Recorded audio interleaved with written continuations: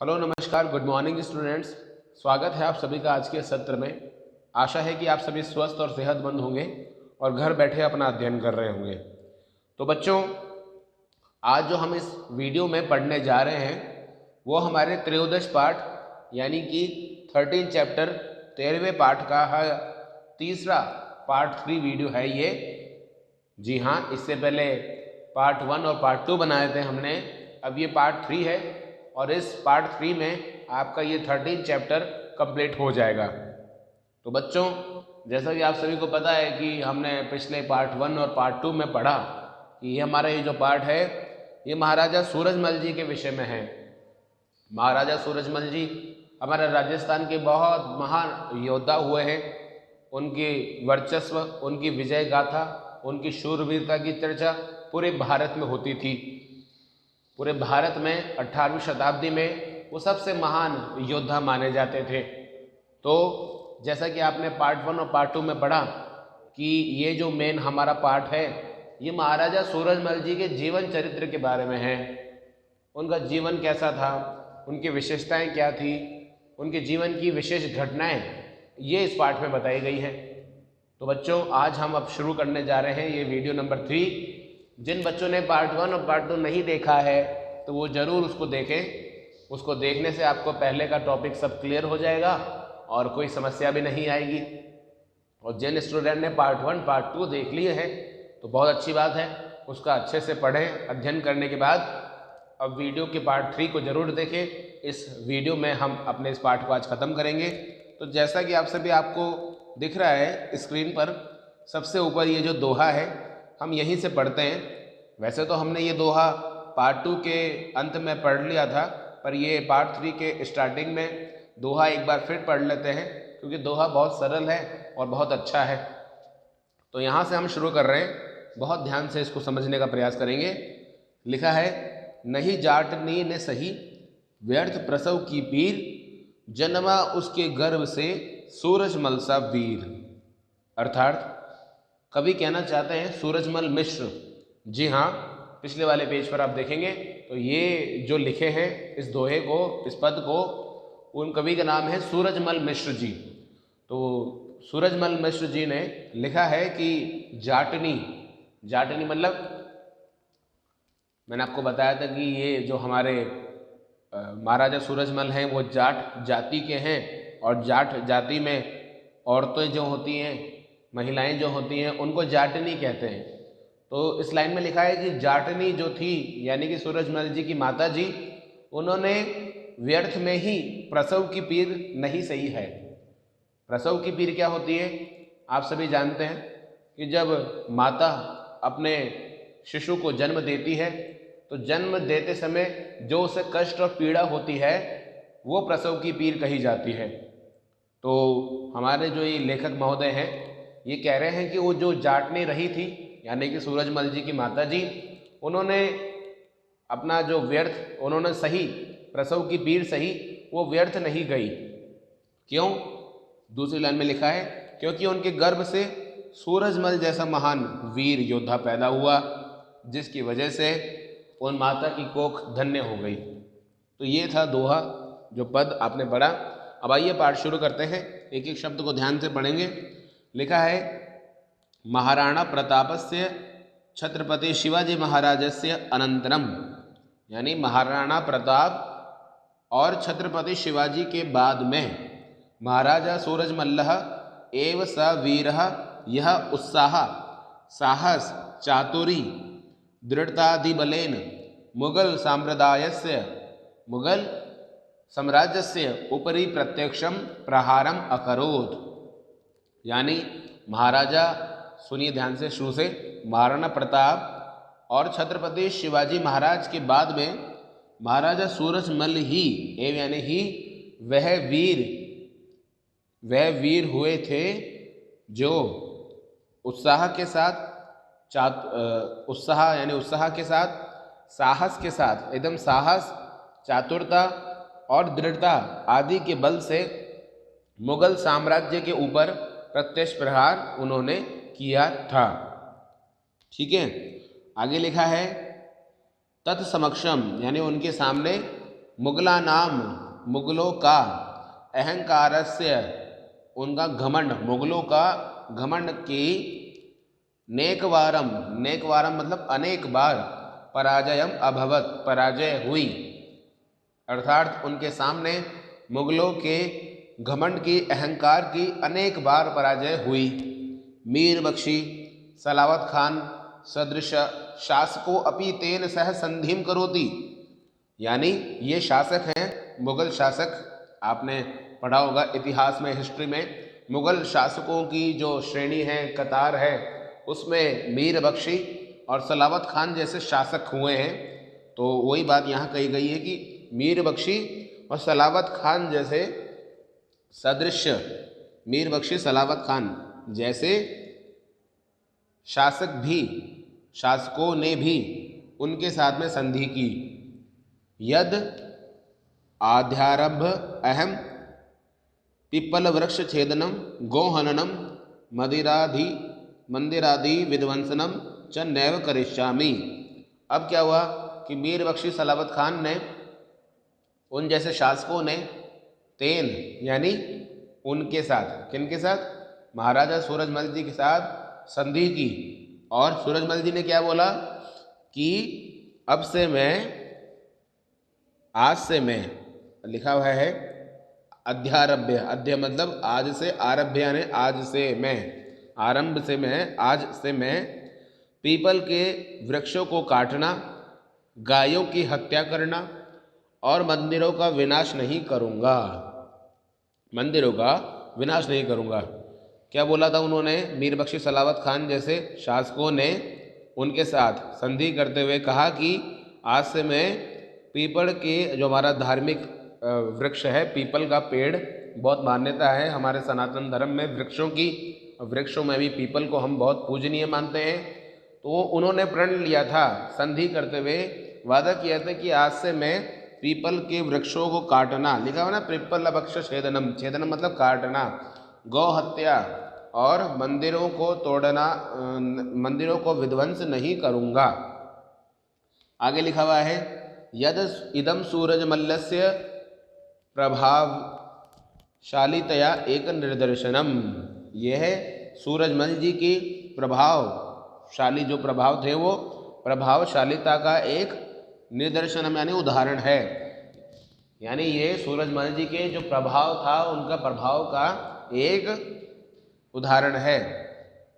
तदानीन्तः, तदानीन्तः मतलब होता है उस समय का, कोई भी, लिखा हुआ है तदानीन्तः न को अपि, कोई भी नहीं, भारतीय शासक, भारतीय शासक मल्लेन तुल्य दृश्यते, मल्लेन तुल्यन दृश्यते मतलब, मल्लेन मतलब इस वीर के समान, जो मल्लेन मतलब मल ऊपर शब्द भी आया था ऊपर, जैसे ये आपने पाठ में पढ़ा होगा सेकंड वाले वीडियो में कि मल्लेशु मल्ल यानी वीरों में वीर।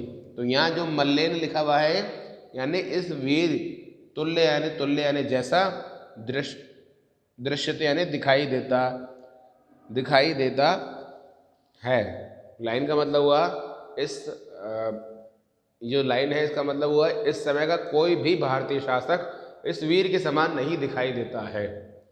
आगे चलाते हैं, लिखा है अष्टादश शताब्दयस्य यानी 18वीं शताब्दी के प्रायशः, प्रायशः मतलब लगभग, 18वीं शताब्दी के लगभग सर्वे अपि यानी सर्वे यानी सभी, अपि यानी भी, इतिहासज्ञः इतिहासकार जो होते हैं उनके लिए शब्द है इतिहासज्ञ, वृत्तांत लेखकाश्च तम, तम मतलब उनकी, मुक्त कंठम यानी खुले कंठ से, यानी मुखर होकर के, बोल के, खुल करके, प्रशंसन्ति प्रशंसा करते हैं। वृत्तांत लेखक और जो इतिहासकार थे वे 18वीं शताब्दी के सर्वे यानी सभी, प्राय सभी इतिहासकार और कथा लेखक उनकी मुक्त कंठ से प्रशंसा करते हैं। कौन, किनकी करते हैं? महाराजा सूरजमल जी की। अब आगे चलते हैं, दूसरा पैराग्राफ है, बहुत ध्यान से पढ़ेंगे इसको। दूसरे पैराग्राफ में लिखा है जाट जातो सूरजमल्लः तदेव स्थानम धत्ते यत् खलु स्थानम विदेशीयेषु प्लेटो नेपोलियन, लूथर इत्यादि नाम आसीत। मतलब हुआ जाट जाति में सूरजमल का तदेव स्थानम, तदेव मतलब वही स्थान है, धत्ते यानी धारण करते हैं, वही स्थान धारण करते हैं। जाट जाति में सूरजमल वही स्थान धारण करते हैं। यत खलु जो स्थान विदेशियों में प्लेटो, नेपोलियन और लूथर इत्यादि का है। मतलब समझे आप, जाट जाति में सूरजमल वही स्थान धारण करते हैं जो अन्य विदेशी जो हैं उनमें प्लेटो, नेपोलियन और लूथर आदि का है। इससे पता पड़ता है कि जाट जाति के लोग जो है महाराजा सूरजमल जी का कितना महान आदर करते हैं, कितना अपने आप को गौरवशाली समझते हैं। हालांकि महाराजा सूरजमल तो सभी के थे। इस पाठ में जैसा आया है वो कभी किसी जाति, पंथ में, मजहब में भेदभाव नहीं करते थे, सबका सम्मान करते थे।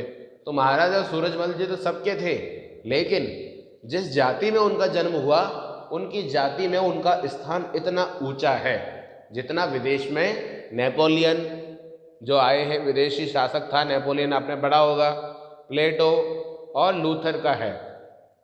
आगे चलते हैं। लिखा है कश्चित एका लेखकस्तुम तम जाट प्लेटो इति विरुदेन भूषितवानेन।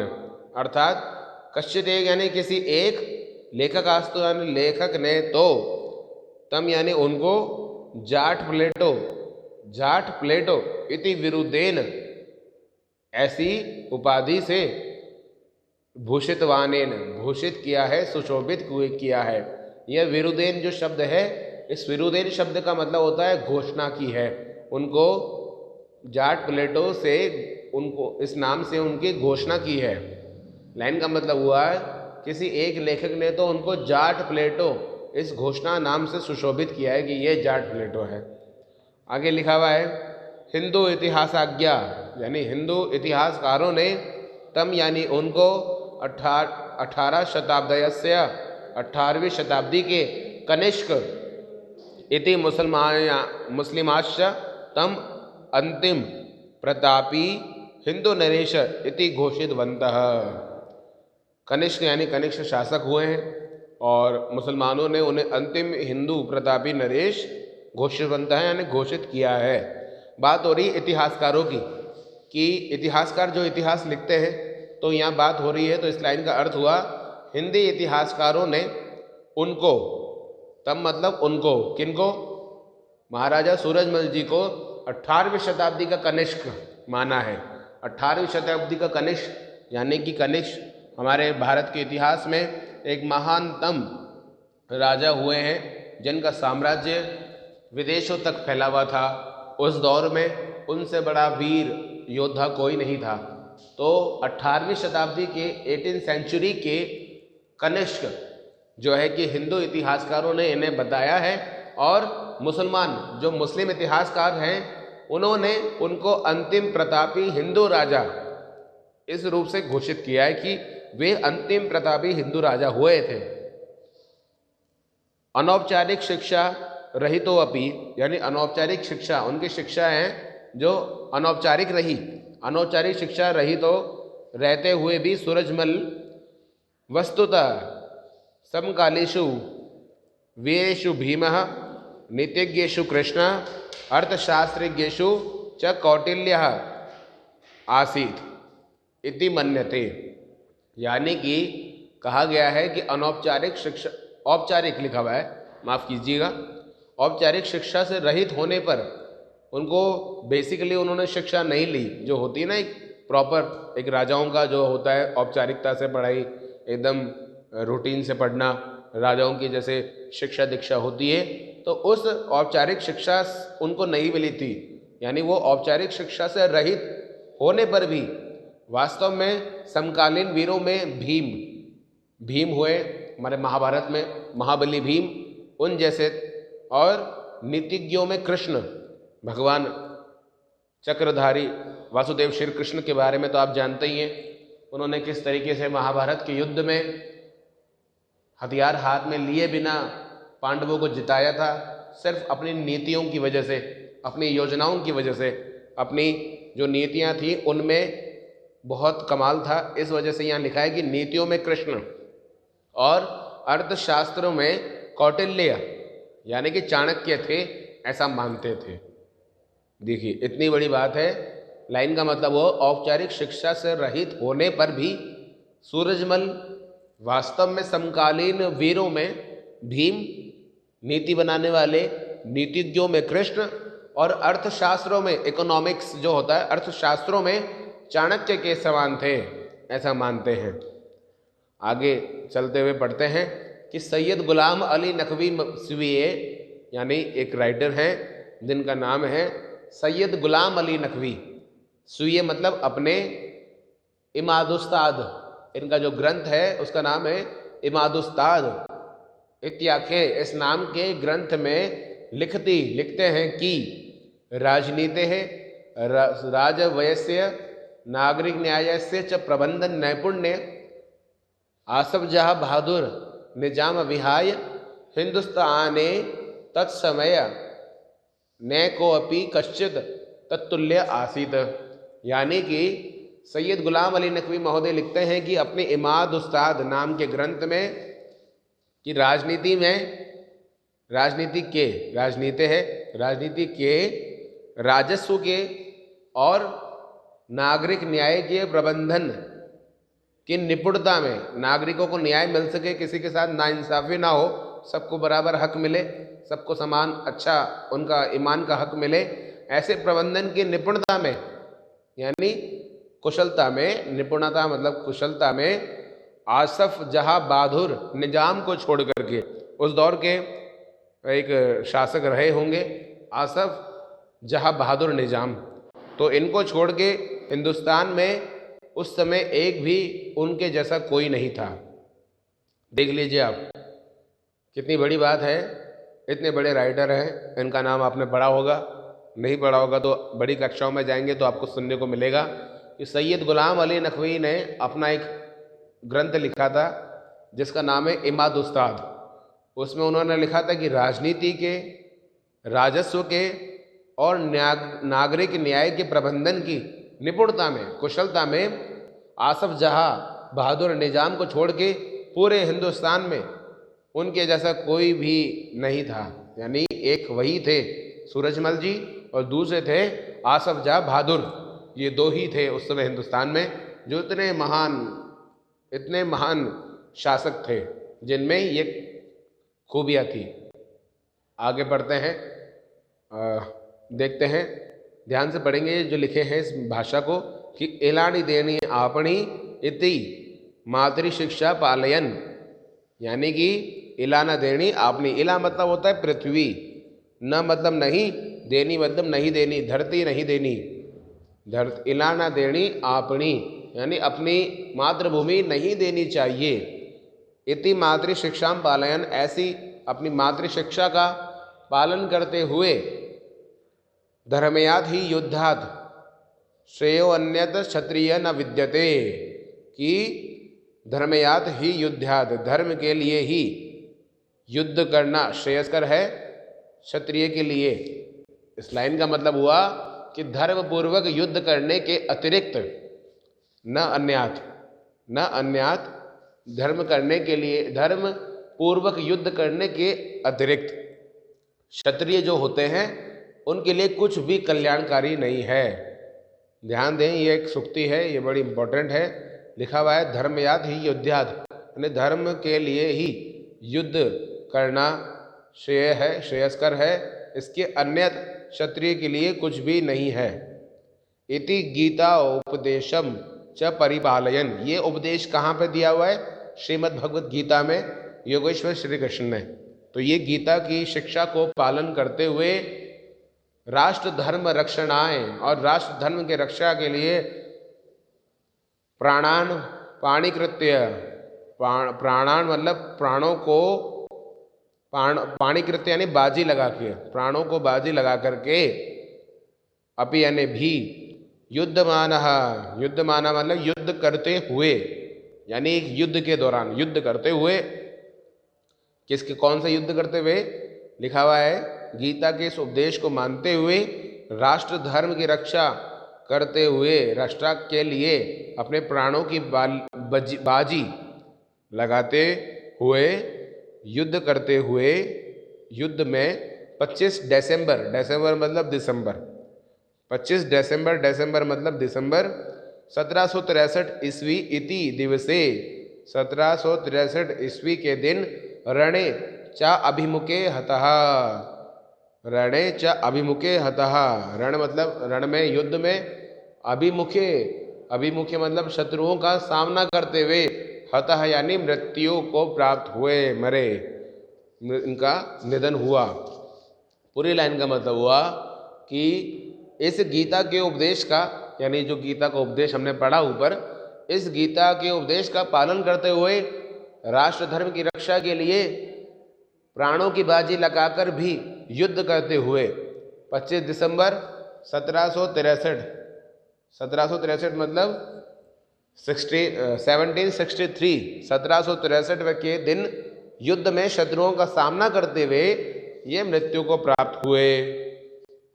शिवाजी इव, शिवाजी जैसे, प्रताप इव, प्रताप जैसे, शिवाजी जैसे, बंदा वैरागी इव, बंदा वैरागी के समान, गुरु गोविंद सिंह इव, गुरु गोविंद सिंह जी की तरह, और महाराजा सूरजमल्ल से परम प्रभाव अध्यापी इतिहासे गुंजती इव, यानी कि अध्यापी यानी आज भी, इतिहास यानी इतिहास में, गुंजती यानी गूंज रहा है।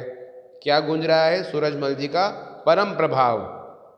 पूरी लाइन का मतलब हुआ कि प्रताप के समान, शिवाजी के समान, बंदा वैरागी के समान, गुरु गोविंद सिंह जी के समान, महाराजा सूरजमल जी का भी अत्यधिक प्रभाव आज भी इतिहास में गूंज रहा है।